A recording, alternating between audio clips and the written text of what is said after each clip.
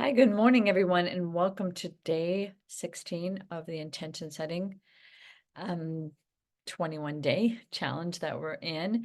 And I wanted to mention a few things that I thought would be helpful for you to keep you motivated and strong.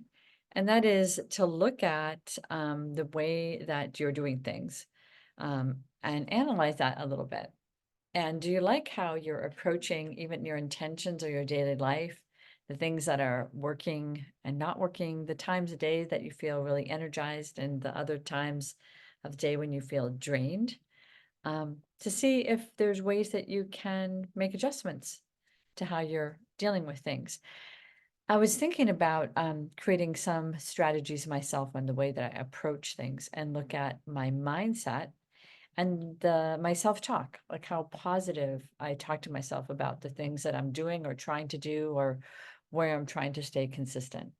Someone told me yesterday that to celebrate the wins, even if they're small, and to not pay so much attention or give yourself a hard time for the things that don't work or that you don't do well, because that's not a way to gain any traction.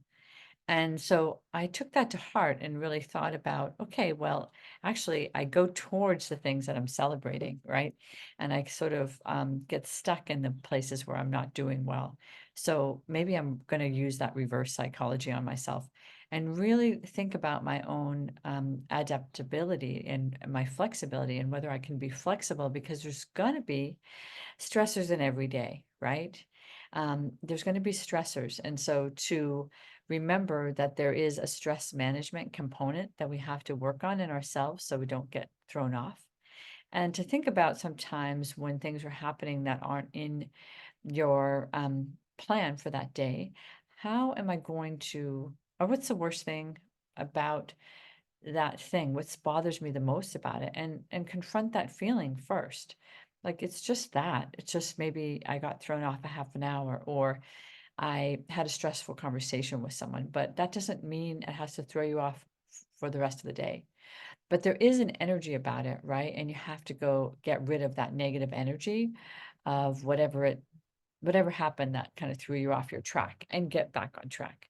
So I'm looking at some of the strategies that I'm using in my life to not to walk into everything in such intensity and in the same ways that I have in the past. A lot of times when I'm running groups, people tell me that they're afraid that after working on some of the things that are hard for them, that they're not going to be able to, they're going to feel drained for the rest of the day and heavy.